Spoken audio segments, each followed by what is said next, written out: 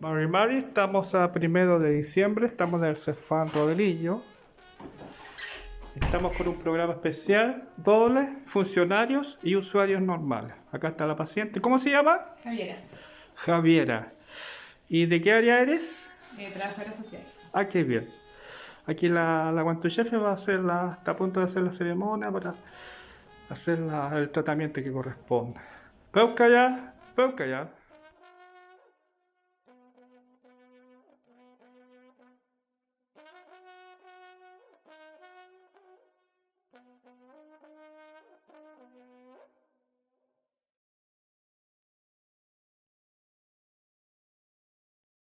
Y Mari, estamos en el Cefam Placeres.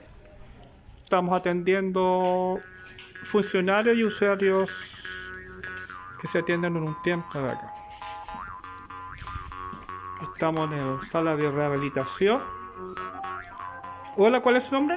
Estefania Albornoz. ¿Tu cargo? Administrativa. Administrativo del Cefam Placeres. Bien, que te vaya bien en esta sección. Gracias.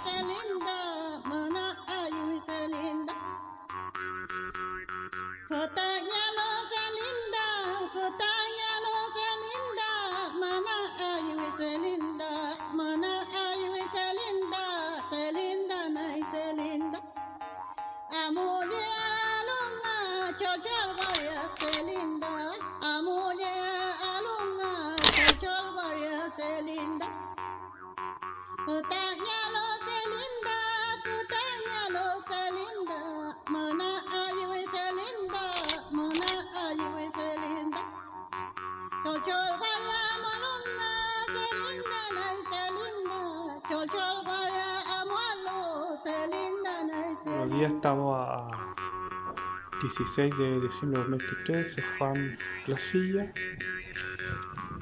Primera paciente. Adelante, tome asiento.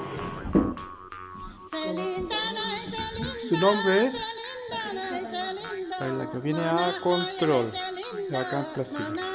Que te vaya bien.